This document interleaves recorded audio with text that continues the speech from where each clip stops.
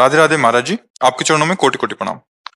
महाराज जी, पिछले मैं कई महीने से आपके सत्संग और एकांतिक वार्तालाप सुन रही हूँ। उससे हमारी बेहद समझ खुली है, अपने में बदलाव भी पा रही हूँ। परंतु महाराज जी, प्रश्न है कि ये जो जन्मों जन्मों से संचित स्वभाव की त्रुटियां हैं, जिन सबका कारण मुझे मैंपन लगता है, ये मैंपन कैसे खत्म होगा? इनकी संगति रहति जाति कुल मद सब नंसे, संतत सेवक सदा भजत जे श्री हरिवंश। जो प्रिया प्रीतम का भजन करने वाले प्रेमी रसिक जन हैं, जो भगवत प्राप्त महात्मा जन हैं, इनके वचन सुनने से, आज्ञा का पालन करने से, उनका संग करने से देहाभिमान का नाश हो जाता है। कोई और उपाय नहीं है, क्योंकि अभिमान एक ऐसी चीज है कि हम जो भी करेंगे वो हमें पुष्टता प्रदान करेगा। 10 साल मौन तो 10 साल से मैं मौन हूं, इस बात का अभिमान। मैं फलाहार, मैं दूधाहार, कुछ भी, ये गुरु कृपा से नष्ट होता है। तो भगवत प्रेमी महात्माओं के संग से अभिमान का नाश होता है। जैसे कागभूषुंड जी के पास जब भगवान शंकर ने गरुण जी को भेजा तो उमा जी ने कहा, आपने क्यों नहीं समझा दिया?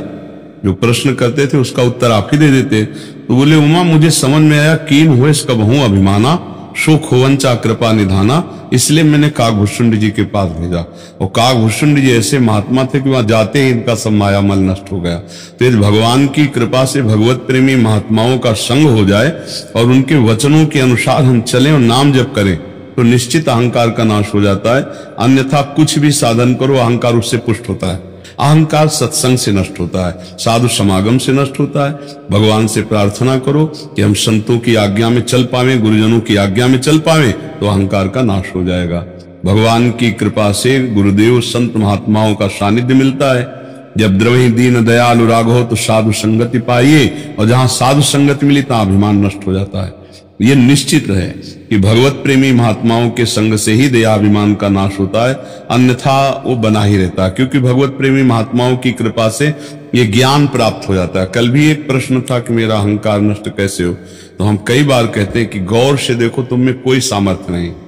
भगवान के द्वारा दिया हुआ तुम्हें शरीर है, भगवान के द्वारा दी हुई बुद्धि है, भगवान के द्वारा उसी घर में तुम्हें जन्म मिला, भगवान के द्वारा वैसा वैभव मिला, तो सब भगवान ही कर रहे हैं।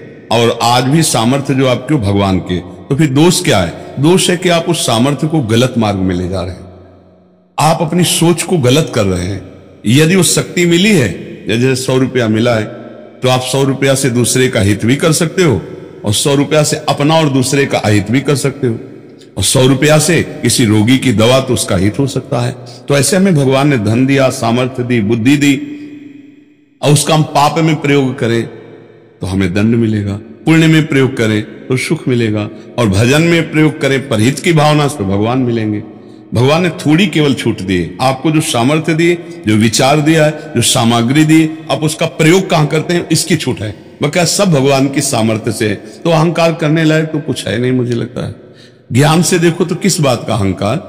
एक यंत्र में चढ़ा हुआ खिलौना नाच रहा है, और वो अहंकार करे मैं बहुत बढ़िया नाच रहा हूं, तो उसकी मूर्खता है, क्योंकि उसमें तो पावर बिजली का है, इसी बात से नाच रहा है। तो ऐसे तुम्हें पावर भगवान का है, तो दंड इस बात को मिलता है कि आप पावर का दुरुपयोग करते हैं। अगर पावर का सदुपयोग करें तो आपका कल्याण हो जाए, आपका मंगल हो जाए। तो अहंकार तो मुझे लगता ही नहीं कि किस बात में अहंकार करें। किसका प्रश्न था?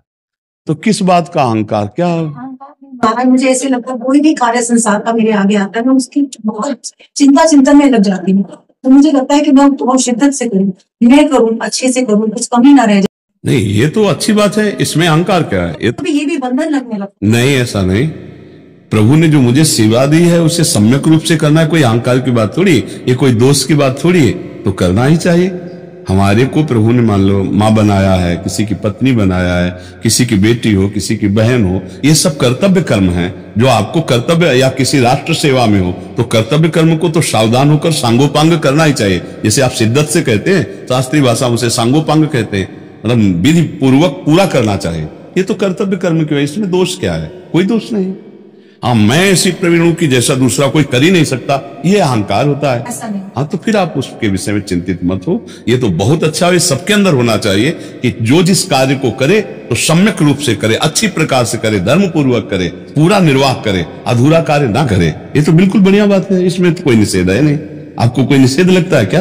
हाँ, आप अच्छे से चलो, नाम जप करते हो, हाँ बस पर इसमें बहुत मन नहीं लगता है। मन लगे या ना लगे, जहर बिना मन लगाए खाओ तो भी मरी जाओगे, अमृत बिना मन लगाए पियो तो अमर ही हो जाओगे।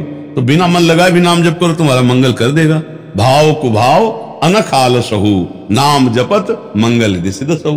मन लगे ना लगे, एक दिन लगी जाएगा। जब हम 100 बार कहीं मन को लगाना चाहते तो एक बार तो लगी जाता है, बुरे कामों में लग जाता है, फिर भगवान में क्यों नहीं लग जाएगा।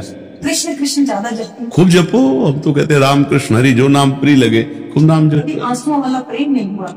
आ जाएगा। अभी वैसे जपो, आ जाएगा, चिंता मत करो, खूब नाम जप करो। जब हृदय निर्मल होगा, प्रभु से आंसू कब आते हैं? जब जिससे हमें अपनापन हो जाता है। जब प्रभु से अपनापन होता है तो उनके, नहीं हो रहा, क्योंकि अभी अपनापन शरीर में है, संबंधियों में है, संसार में है, इसीलिए ना। जब सबकी ममता ताग बटोरी, मम पद मन ही बांधी बर डोरी। जब एकमात्र प्रभु में ममता आ जाती है, मेरे तो गिरधर गोपाल दूसरों न कोई, तब रोना आता है प्यारे, इतने दिन हो गए कब दर्शन दोगे, दर्श बिन दुखन लागे नयन, तब हृदय में व्याकुल। अभी तो लड़का बच्चा परिवार खान पान सब अच्छा लग रहा है, अभी भगवान ऐसे कहां प्यारे लग रहे हैं। नाम जप करो, अज्ञान नष्ट होगा, तब ऐसा प्रेम उदय होता है।